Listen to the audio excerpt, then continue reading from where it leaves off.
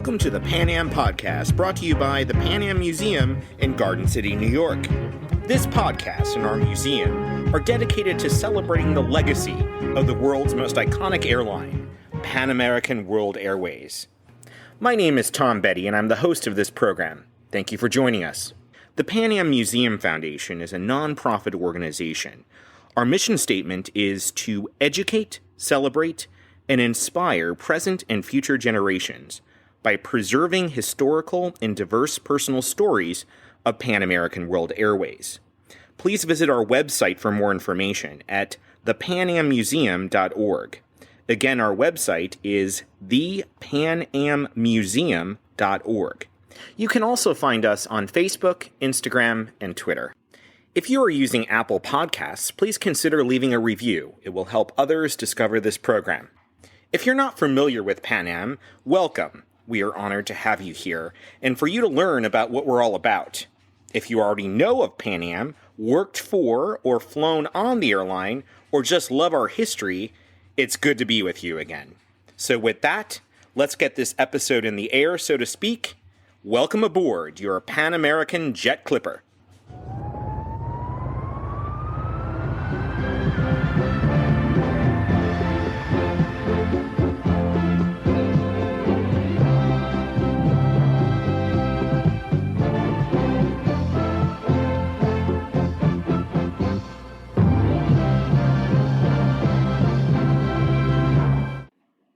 In this episode of the Pan Am Podcast, we have a very special guest. Please allow me to welcome Captain Dave Bridges, Centenarian. Earlier this year, Captain Bridges celebrated his 100th birthday, and we're honored for him to join us and tell us his incredible story, which spans a century.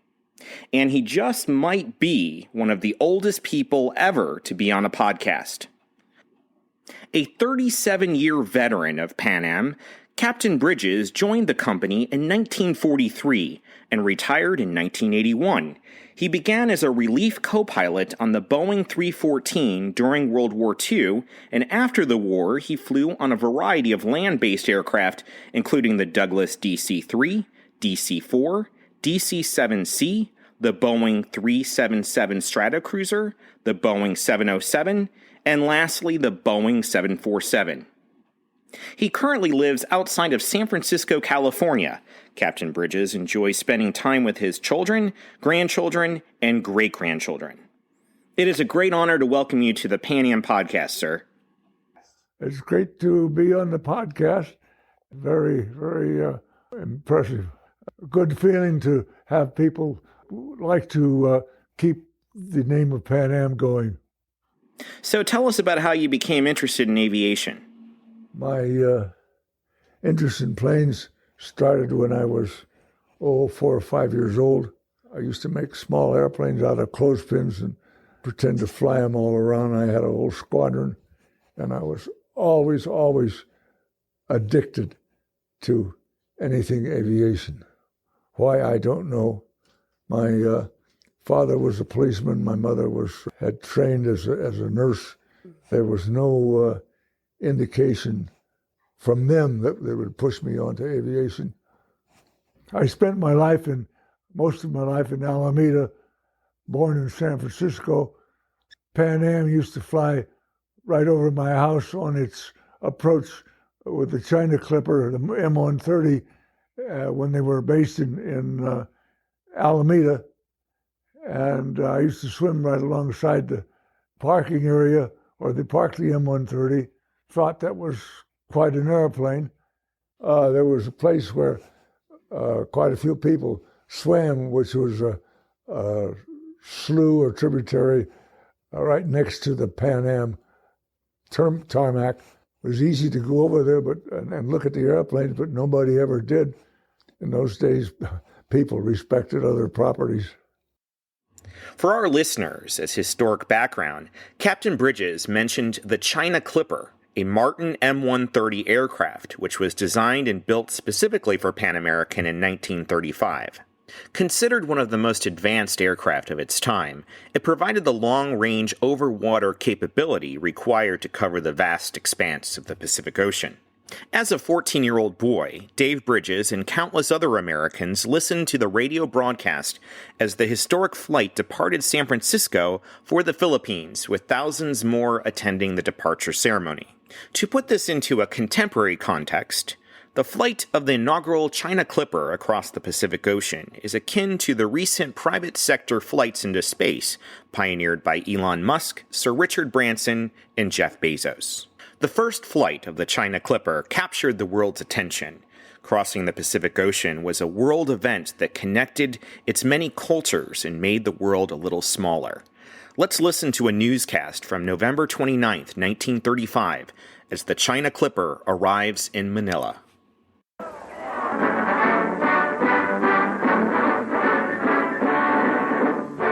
The greatest air transport flight. The China Clipper, after 60 hours of flying time over the Pacific, and there's Manila.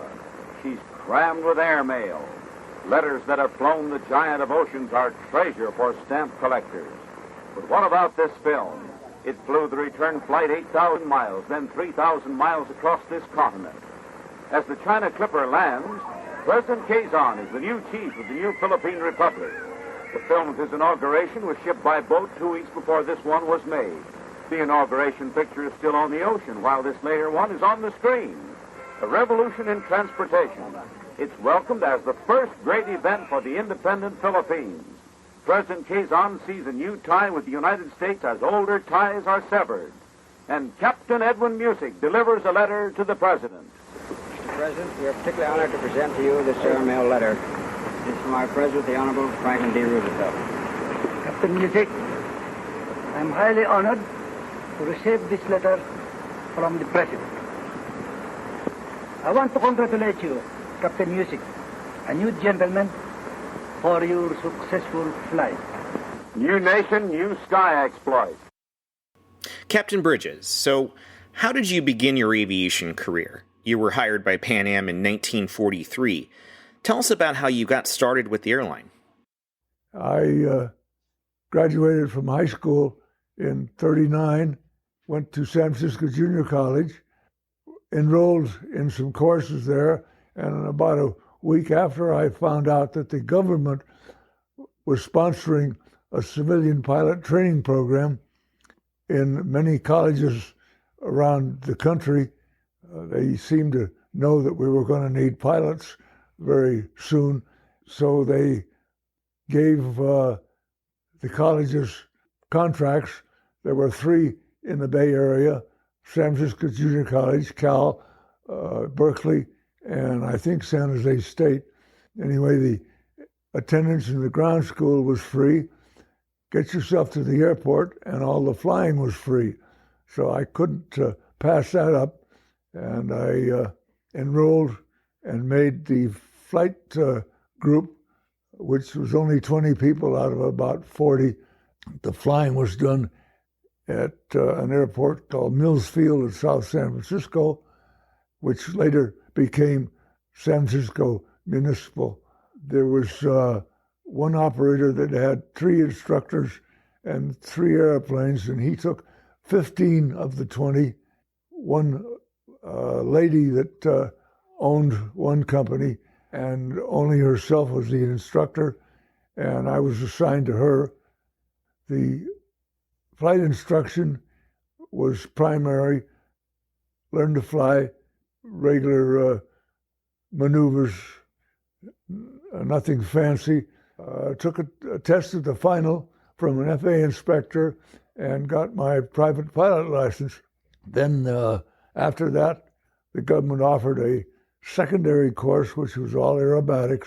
Finished that, took the test, and got a commercial. Then I finally got a place on a instructor cross-country instruction and finished that and got an instructor's license. Then I taught an instructor refresher program, then went to Santa Maria to a big Hancock College of Aeronautics, which had a big contract with the government, about 600 students in each class. It was called primary. We soloed the cadets got them safely to fly, and then gave them the second part of their course was all aerobatics. And when they finished that, then they went to secondary flight training, the bigger airplanes. That started to reduce because they were getting enough pilots.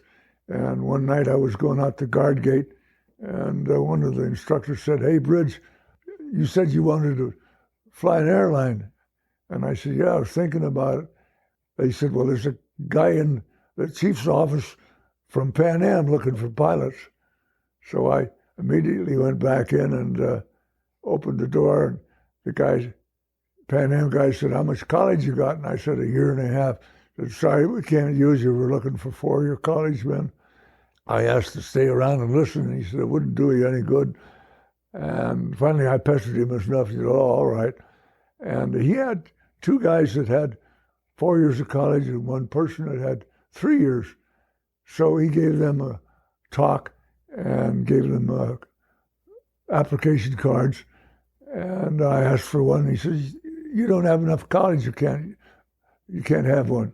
So finally I pestered him enough, and I guess he wanted to leave, and he gave me an application card, and I filled it out. A couple of days later, the 2 guys with 4 years got called up to Treasure Island, and they both flunked the physical. One couldn't see, one couldn't hear. The 3-year college guy got called up, and he passed, and then they called me up. I passed the physical and the IQ test and the flight test, so I was in. I had an introductory flight to Honolulu on a 314, and then flight training, a couple of landings and takeoffs, and cruising.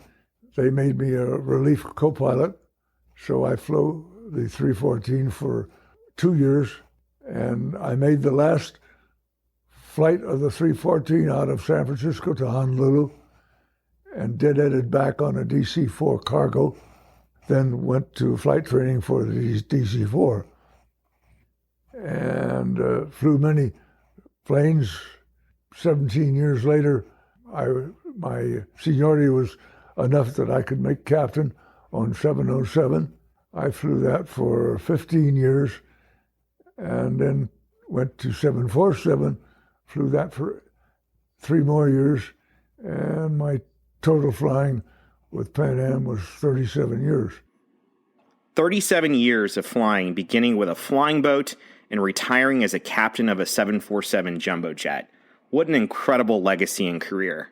Can we go back for a moment to the Boeing 314 in the 1940s? Tell us about your flight operations and duties. Yeah, I was working the mooring lines from the bow on departures and arrivals. We did get introductory training, a few flights. I would a lot of times take it off the autopilot and fly it steady so the navigator could take better celestial shots. Online, I never got any landings and takeoffs, but once in a while, maintenance would hang a new engine on the airplane and assign a captain and 2 young pilots to go with them, and they would fly around the Bay Area running in the engine, and when the engine was running well enough, and the engineer would say, "We got the time on the engine, we could go back." So in the meantime, the relief co-pilots got about 5 or 6 landings apiece. How did the Boeing 314 flying boat handle when you were flying it compared to some of the other planes you flew? 314 flew quite well, a little bit slow. Landings and takeoffs were quite easy once you got the hang of it. Climbs were slow. Of course, it wasn't pressurized, and maximum altitude, coast to Honolulu was 5,000 feet, and coming back was 7,000 feet to get a little bit better advantage of the tailwinds. It was very comfortable. Like I said, a little bit slow in responding to control movements, but slow pressurizing on the controls did a lot better than full sudden movements of the controls. And otherwise, it flew a little bit on the slow side. The jets were much better. The 707 was quite a flying airplane, especially when there was no people or no load in it. PBM Martin Mariner was a little faster response to the controls. We call it a little tighter. The 314 was just a little bit more sluggish. Landings and takeoffs were about the same. I liked the 314 because it was more comfortable. The sound level was down a little bit more than the Martin. Martin, you had two engines right close to the hull. They made considerably more noise than the 314. Can you take us through what a water landing was like on the B-314? The first part of the water landing is just about the same as a land landing. At a low altitude, 20 feet or so, you pull the power back, use a little bit of back pressure to slow down the airplane, and you can set it. If the water's calm, you can set it down very smoothly. If there are waves, I haven't landed in or experienced landing in large waves, but you get a series of bumps as you start going through a wave on the step. If you leave the power off, and it will slowly sink down with a deeper water level, and that would be taxi speed. I was never privileged to be in the Atlantic. All my flying was done in the Pacific. It was usually very, very smooth. And even going South Pacific in the PBM, we landed in most of the places out in the ocean, tied up to a barge, refueled, and took off. And the ocean was always quite calm. Before, you mentioned celestial navigation. Tell us about how flight crews navigated by the stars. Was nighttime better for flying? Nighttime, of course, was more accurate because the navigator could choose stars at correct angles, get a line of position on each one, and plot it on a navigation chart. And passenger flights, on a 314, they had a non-pilot navigator who used to navigate the ocean-going ships, and they used the same system of observing the angle of different stars and planets.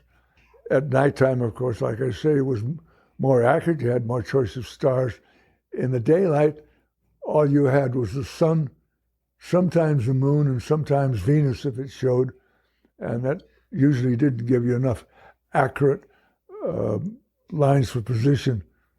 They also used drift sights. They had a instrument that they clipped in the bottom cover on the inboard section of the wing, and they could look down on the ocean. If there were white caps, they could measure the drift, or if there was calm ocean, they would throw just a regular bomb. It had a nose and fins on it, and in the daytime, it would make smoke. If nighttime they couldn't get any stars, they'd throw a flare bomb out, which would make a flare, and they'd take a drift on that. But the nighttime was done mainly because it was more accurate for navigation. Can you tell us a little bit about how the plane kept in communication over the Pacific Ocean? For radio communication was CW, a carrier wave broadcast, and we had to have professional radio men that sent everything in Morse code. dots and dashes. As far as instrument navigation in bad weather, after the 314 on DC-4s, and then they had a radio system of a transmitter putting out A's and N's, and where they met in the air, you got a steady tone, and that formed a what they called a beam or a leg that you came in and landed on. That was a bit difficult to learn, and it worked fairly well. Then after that, we got the instrument landing system, which gave vertical and crossbar on the instrument and was much easier to fly. But in the early days, as I say, we only had the carrier wave, CW, what they called ADF. We had a instrument that had a needle that pointed to the, you tuned to a frequency of a radio station, and it would point to the radio station on a dial, and you could follow that, track it to a station, and sort of let down, but for a long time, you didn't have any way of coming in on a certain track. Do you have any memories you'd like to share about some of the older pilots you flew with in the boat days? Many of them were World War I pilots and started their civilian careers flying planes delivering mail. Many of the old-timers a bit apprehensive. Some of them were quite grumpy and difficult to get along with. The younger fellas were fine. I never felt like playing around. I was very serious about my flying, and I did fairly well when I could. I did get some compliments from some of the old grumps, and a few of the more young captains were very nice, and it was very pleasant to get along with them. One point of interest was a captain that I flew with. Name was Tilton, Captain Jack Tilton, real old-timer, very, very, very nice person. Called everybody son, and he would come into the dining room of the Moana Hotel, and two great big tables just inside the entrance for Pan Am, and he would sit down with an engineer or a first officer or somebody, and he would say, "Son, would you read me the menu?" He was so nice, and everybody kind of took care of Captain Jack. So one time back in San Francisco, I was scheduled for a maintenance flight, where they'd hung a new engine on, and I reported, and Captain Jack was the captain, and a friend of mine was the other co-pilot. So we met at dispatch and walked out toward the 314, and Captain Jack said, "Son, what would you like to do?" And we both said, "Landings and takeoffs." And he says, "Very good, son." So we got on board, and my friend got in the right seat first, and I handled the bow on departure. And we taxied out, and Captain Jack said, "Son, I'll do the first one." And so he took off, flew around the pattern, came back in, and made a pretty good landing. As we were cruising on the step, he said to my friend, "Son, you've got it." So my friend made a few takeoffs and landings. And on one landing, Captain Jack said, "Son, let me have it. There's a log out in front." And I'm standing behind him between the seats, and I rear up on my toes, and I look way down over the nose. I don't see anything. And my friend raises up in his seat. He doesn't see anything. And Captain Jack, in the meantime, had increased the throttles and rolled that big 314 up on the right sea wing just as a floating telephone pole went by on the left side. And he closed the throttles nicely and said very calmly, "Okay, son, you've got it." And the hair on the back of my neck stood straight out. That old guy could see better than we could. "Son, would you please read me the menu?"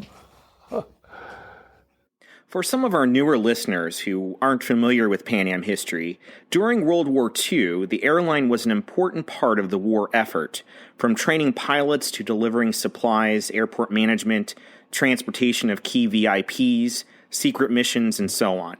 Civilian Pan Am flight crews were given military designations and served as Army and Navy reservists. Captain Bridges was one of them, a Navy reservist flying for Pan Am between 1943 and 1945. We are going to play a quick clip from a film produced by Pan Am shortly after World War II concluded in 1945 called Clippers at War. The film was dedicated to the 200 Pan Am employees that gave their lives in the attack on December 7th, 1941, and throughout the war. Let's take a listen. History will record how Pan American, with its vital air routes across the seas, was, with our armed forces, the first to feel the Japs' blow. Under the stars and stripes and the emblem of Pan American World Airways, the United States had at its command in Pan American the only worldwide air transport system in existence. This globe-circling network of airlines had been pioneered through 15 years of historic progress. Airlines to serve America's peacetime trade. When war struck, these routes became the lifelines between our arsenal of democracy and battle stations and allies across the seven seas. Overnight, this network of air routes, these men and women in the flying clipper ships at their bases from San Juan to Singapore, from the Aleutians to Australia, were converted into lifelines of America's battle for freedom. When it can be told in full, this will be one of the truly great stories of the war. The story of the struggle to keep open those routes around the three Americas, across the Atlantic, the Pacific, and the South Seas, over the South Atlantic into the jungles and deserts of Africa to Egypt and India, beyond the Arctic Circle and Alaska. It's the story of men working until they drop in their tracks to keep the ships in the air, to speed our fighting men and their leaders, our statesmen, and supplies to 5 continents. When hostilities began, 25,000 men and women of Pan American's peacetime family plunged at once into war. Sir, did you see any combat or experience any incidents while flying the Pacific during World War II? Never fired upon, never saw any real enemy action. We did leave Honolulu close to the end of the war for San Francisco. The radio operator started taking a message, finally handed it up to the captain. It mentioned of a disaster happening at a point that was right between San Francisco and Honolulu, just midway. So the captain told the navigator to plot a course for that spot. We got to it the next morning. I was in the captain's seat when captain came in topside, and I started to get out for him, and he said, "No, stay in." And he kicked the first officer out, and then he directed me to start a letdown. I let down to 1,000 feet, and the navigator said, "We're coming up to it. Now's the time. We should see something." So 3 or 4 people up in the front looked out. Shortly, one person said, "There it is." And we looked over a little bit to the left, and there was a lifeboat. We flew over the lifeboat, and it had 6 guys in it. The captain said, "Get the emergency equipment bag and fill it full of blankets, water, and food, and put the emergency radio transmitter on in there too." They dumped it out the baggage space in the aft wing, just outside of the hull. You take the cargo hatch off. They dropped the bag out. When I flew back over the boat, and the captain gave them the signal to drop it, and they dropped the bag out. And I made another couple of passes over the lifeboat, and the last pass we could see the guys pulling the bag out of the water. So the engineer said, that's all the fuel we can use. And the captain said, okay, climb back up to altitude, which is 7,000 feet, head for home. And this is after we got to the climb, got to the altitude. The radio man said they got the emergency radio transmitter going, and he heard the code. When we got to San Francisco, a whole bunch of Navy captains and officers met us, kept us on board, and told us to be quiet and don't say anything about it.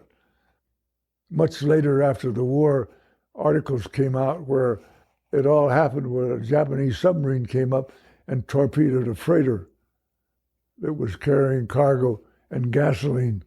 It killed about 10 people, and I think around 60 some odd survived. And they were floating around all night on a makeshift raft and lifeboats.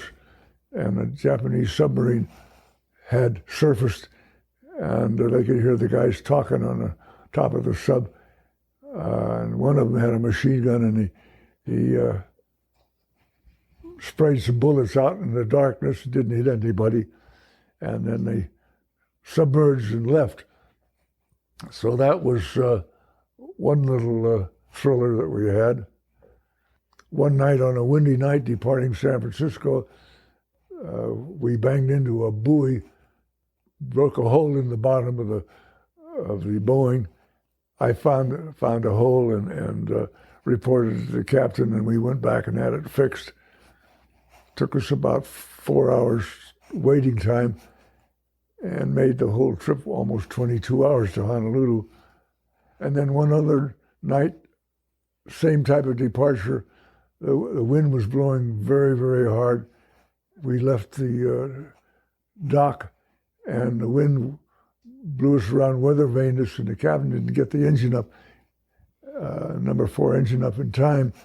We got broadside to the wind, and it tipped us over to the left, put our left wing in the water. I was in the scuttle underneath the instrument panel, coming topside when it started, and pretty soon I was hanging on by my eye teeth. The airplane started vibrating and banging. The number 1 propeller was smashed in the water. They shut down number 1 engine, and it got steeper. And number 2 engine started banging the water, and they shut that down, and everything seemed to be quiet. And I slithered back into the bow, and walking on the left side of the hull and the floor deck of the bow, I struggled up to the front of the bow compartment, and I took the hatch off and peeked out, and the whole left wing and number 1 engine were completely submerged, and number 2 engine was half submerged, and it looked like we weren't moving. It looked like our wing was stuck in the mud in the bottom of the lagoon. So I advised the captain that looked like we were stuck, and they cut the number 3 and number 4 engines. Coast Guard came out and took everybody off, and we went home. The next day I went back out to the airport and found that the wing spar had been broken and the airplane never flew again.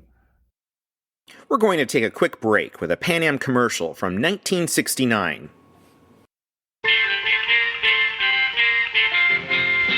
Who ever heard of an airline that goes around the world twice a day, every day? Pan Am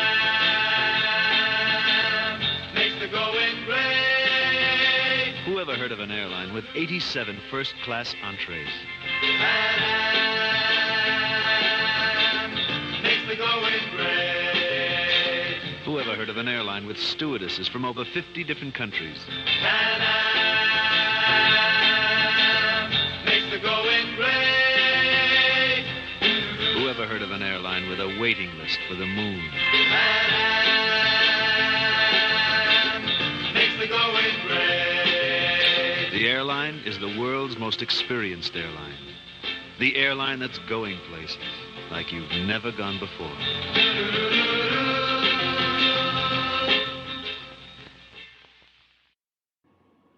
Welcome back to our interview with Pan Am Captain Dave Bridges.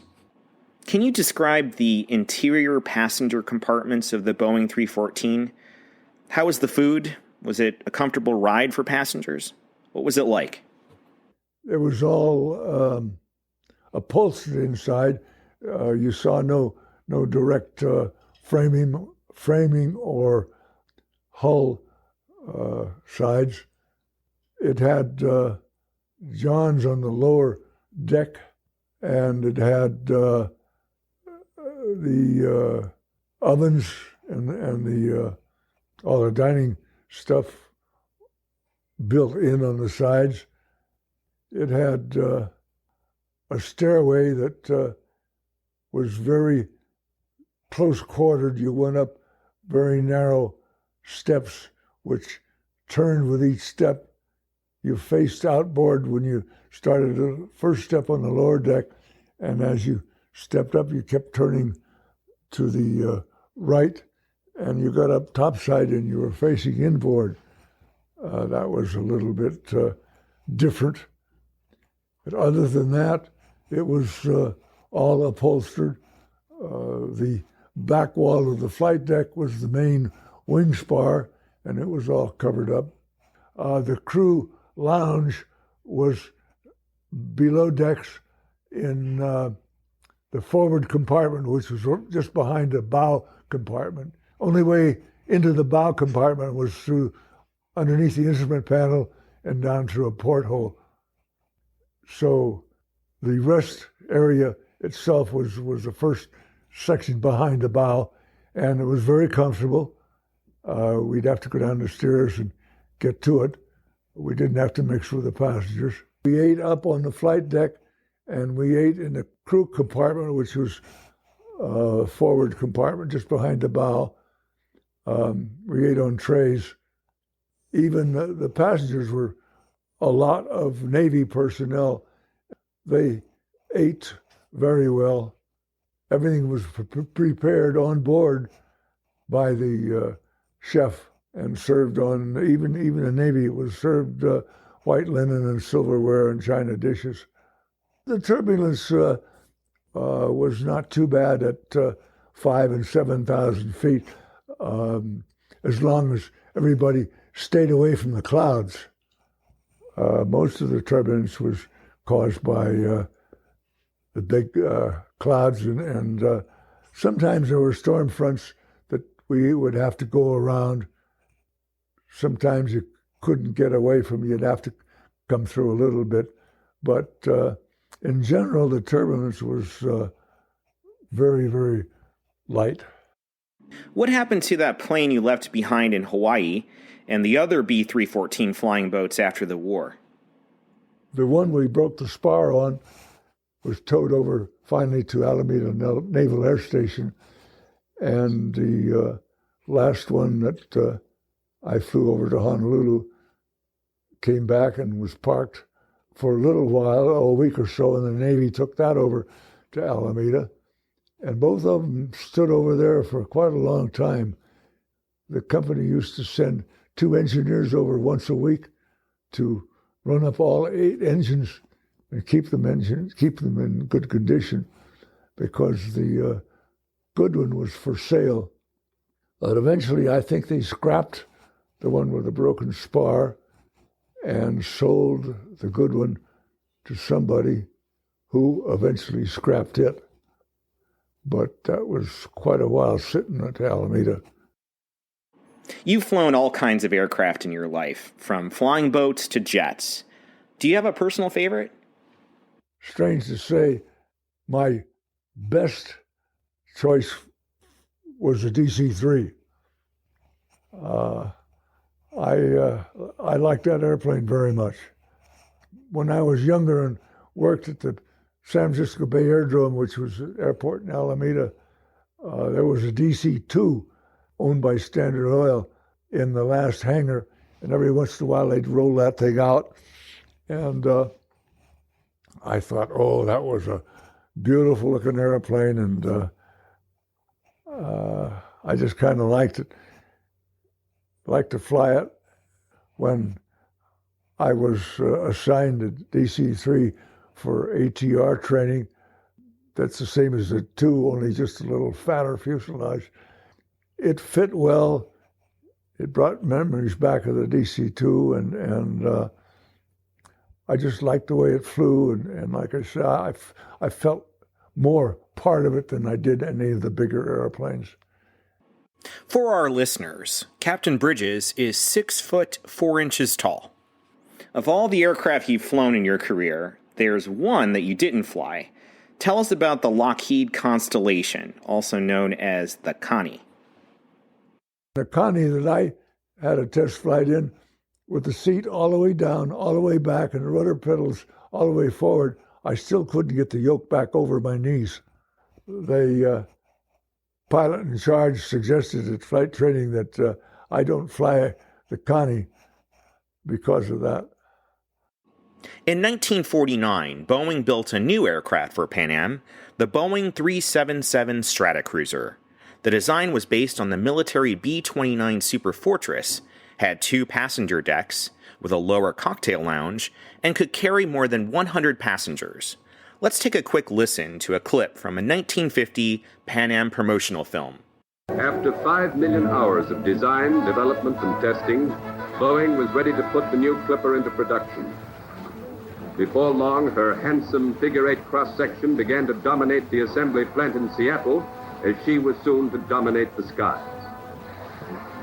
Here they were welding together a triumph of engineering and mechanics, and something more, a plane that would provide the ultimate in comfort and safety in passenger service.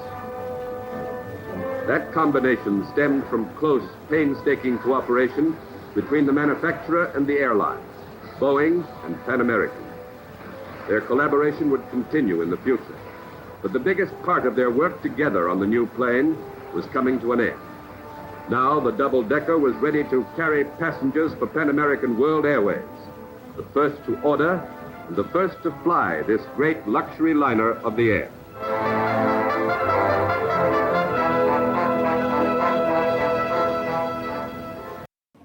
Captain Bridges, you flew the Stratocruiser for many years. What did you think of this aircraft? I'm sorry, but I didn't think much of it. It was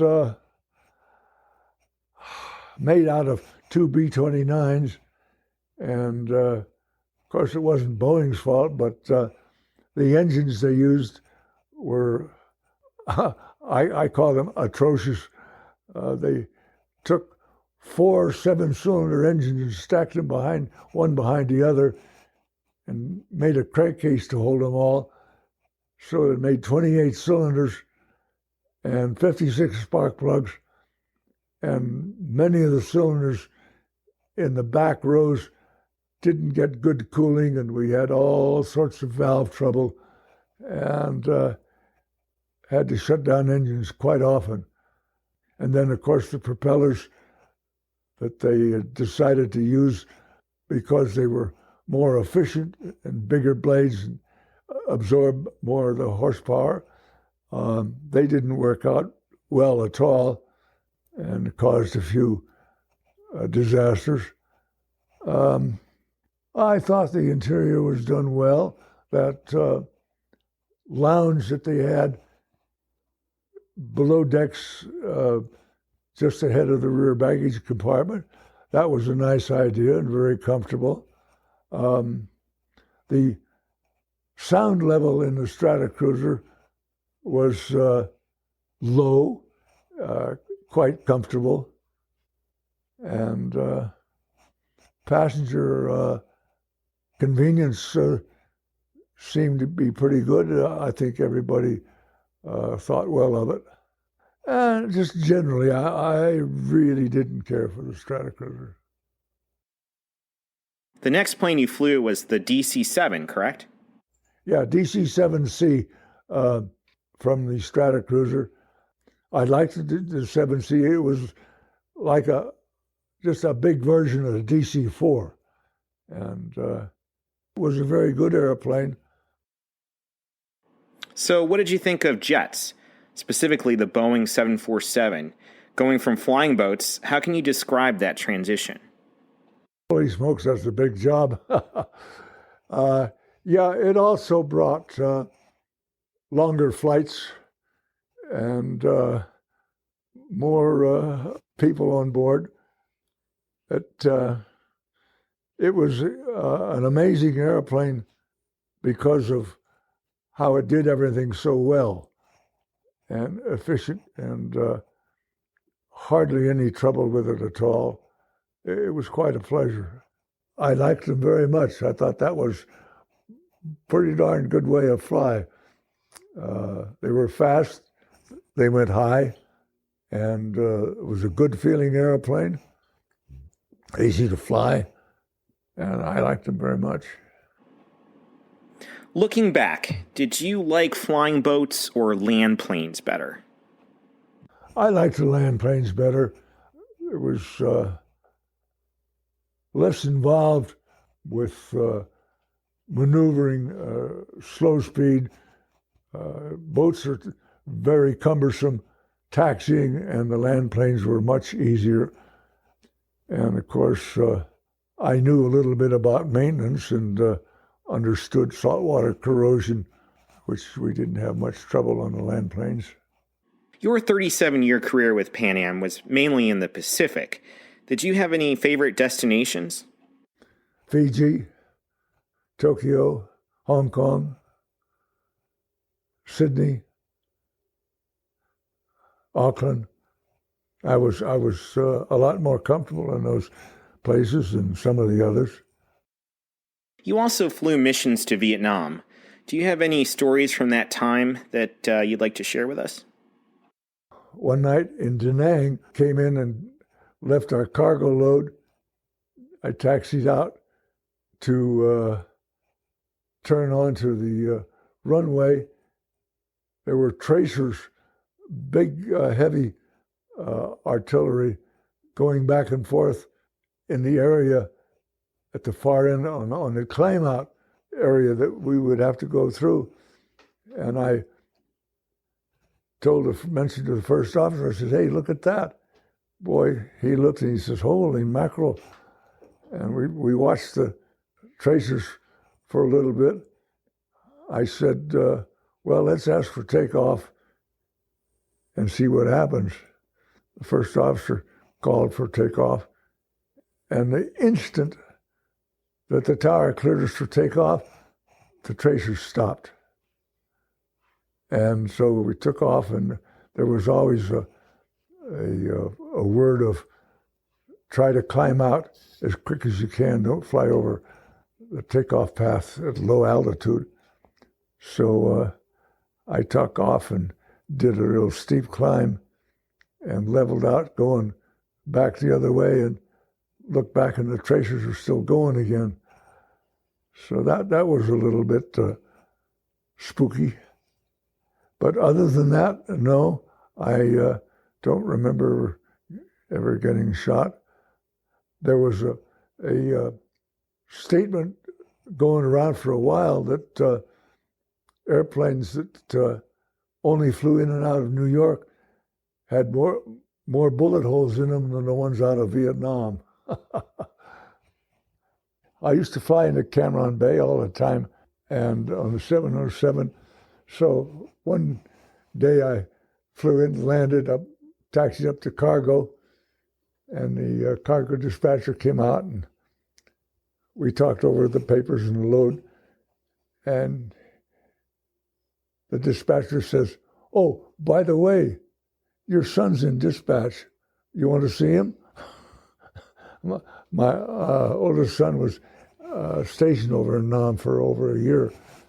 All we did was write letters. And we did see him once he was on rest in Honolulu.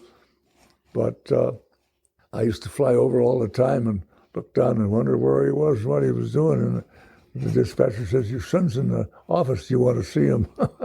I said, "Sure, send him out." So he came out in a Jeep, and we talked for some little bit. Finally, I had to leave. I didn't like it. It made me quite sad to start up the engines and wave goodbye to him. He's standing on the ground. He had to spend more time in Nam. Thank you very much for sharing that personal story, and we certainly thank your son for his service. What made you proud to be a Pan Am captain? What did you think of the high standards and expectations the company had of its employees? Just that the niceness and the well-organized system that Pan Am always had. I kind of like that style. It goes along with my nature. It was a real ego builder. It just made me feel good inside that people would be looking up to me, and I appreciated the responsibility of being a captain and a leader. I liked it very much. All the procedures and standards that I was subject to, I thought were done very well, done in a very acceptable fashion. Some of the other airlines were very hard-nosed in some of the things that they maintained that should be done. But Pan Am was, I think, quite nice and very, very well done. Pan Am maintenance all over, and every station that I ever went through, I always thought they were very good, very determined, very sincere in doing the job. They were good. It's been 30 years since Pan American World Airways ceased operations in December of 1991, and you dedicated 37 years of your life to the company. Can you share some of your thoughts about the company going out of business? Oh, well, it was quite depressing. I have never been a political person, so I wasn't aware of political factions that perhaps forced Pan Am into that situation. I didn't care for some of the other airlines and their hard advertising and their seemingly much more hard ways of operation. Pan Am was always very kind and very gentle, and I appreciated that greatly. Let's go back to the late 1950s for a moment, when the jet age was beginning and Pan Am was celebrating the 24th anniversary of the China Clipper and the milestone of 50,000 flights across the Pacific.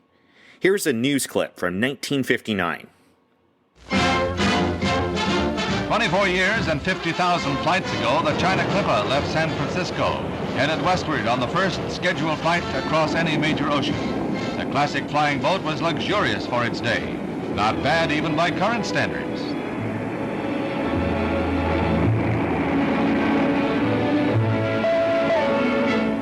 Over the then under construction Golden Gate, westward toward Hawaii, Guam, Wake Island, destination Manila, and history. Today, 50,000 trans-Pacific flights later, the 50th state, Hawaii, celebrates the historic anniversary. The hula is unchanged, but the trans-Pacific run is no longer an adventure, it's routine in less than a generation. Many of the people listening may have never had an opportunity to have flown on Pan Am. But today, Pan Am's history and its people still captivates the public's imagination of luxury and adventure. Do you have a message to them as you've lived through the golden age of travel? I was thinking about how people today don't really know what romantic adventure means. Going back to the 314, I think that there was nothing so romantic as going down to the dock, walking the plank over to the sea wing, stepping in the lounge, taking a seat, taxiing out South Bay, taking off, fly over the Golden Gate Bridge, a social hour of drinks, and everybody gets together. And then dinner is served in white linen and silverware and china dishes with Pan Am's label on them. Everything is cooked right on board the airplane. A wonderful dinner and another social hour with after-dinner drinks and time to go to bed. 8 hours of sleep and get up in the morning and breakfast to order. And we're sitting there after breakfast having a coffee, and an announcement comes over the PA system. Ladies and gentlemen, if you look out the left side of the airplane, you will see the big island of Hawaii. And later on, we'll be passing on the left side to Maui and Molokai and Lanai. And later on, we'll be letting down and crossing Diamond Head Point on Oahu and landing at the Seadrome in Honolulu. They land and get off the airplane, walk the plank back to the floating dock amidst flower lays and singing and hula dancers. Welcome to paradise. And today, they stuff 300 people in a long aluminum tube, blast them off into the near stratosphere. The stewardess starts handing out trays of food that have been frozen and just warmed over. And as soon as she hands out the food, she starts taking them back on the other end with the announcement, ladies and gentlemen, will you please finish your trays? We'll be landing shortly. And that's all they know today, and they don't know what romance is. That was very poetic and well said. Thank you very much. In your opinion, what is the legacy of Pan American? Like I said, I think that the Pan Am operation was done very well, and I would like to see the younger generation come back and ask for the same type of service again, and just keep on pitching and keep on trying, because I would like to see it come back. I don't know that if it did come back, whether it would survive in the hard driving systems that we have now. One thing that I do not like to see is the admiration and the fondness of people for automatic systems. They have computer-operated cars automatically, no drivers, and I shudder to see that being tried once in a while on airplanes. And I think now that some small airlines are taking people off the streets and teaching them how to push buttons on a computer and then putting them in an airplane, I don't favor that and object strenuously. And I hope that they'll come to their senses and not do that anymore. The Pan Am Museum on Long Island, right outside of New York City, opened in 2016 and is a place where the history of Pan Am lives on for future generations. What do you think of what they're doing? Well, I think the museum is a wonderful idea. And like I say, keep showing it to as many people as you can, and maybe somebody will get some sense one day and start over again. Thank you so much for your time, sir. This interview has been a great honor for me personally. could you do us one more favor? Could you make an announcement as if you were flying us to Hawaii and we were on final approach? Well, ladies and gentlemen, we'll be landing in Maui shortly. Hope you enjoy your vacation. The weather is beautiful as always. The sun is shining. Temperature's 80 degrees. And hope you enjoy everything. It's been a pleasure having you aboard. That was perfect. Thank you again, sir. Well, thank you very much. I've enjoyed it, and I'm starting to enjoy being a century. A little bit scary because I have never done this before, but I wouldn't mind continuing on if I could stay in about the same health. And I thank you so much for the consideration and the efforts that you've all gone through to bring this about. Thank you very much. I feel quite honored to be called on for something like this. It's very, very impressive. Thank you. Fair winds and following seas, Captain.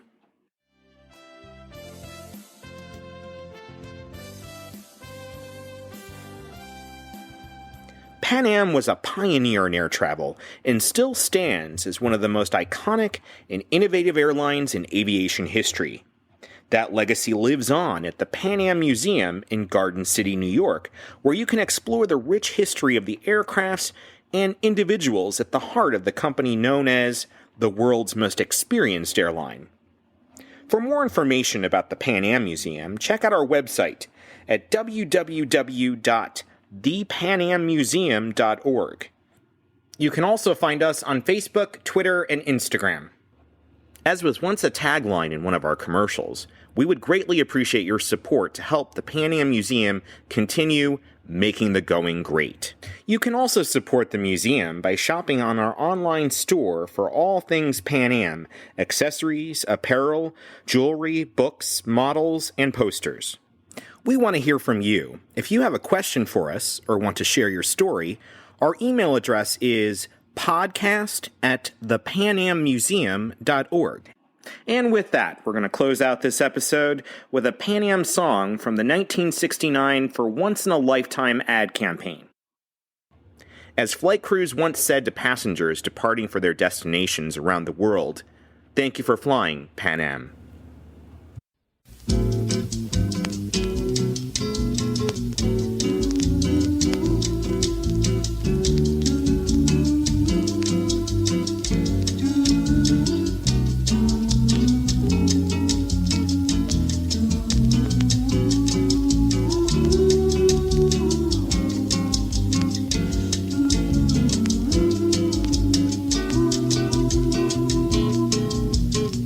Take your wife by the hand, build a dream in the sand.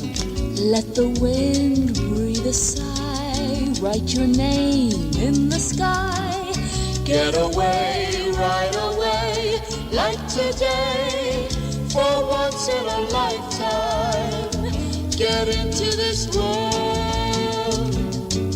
Pan Am makes the going great.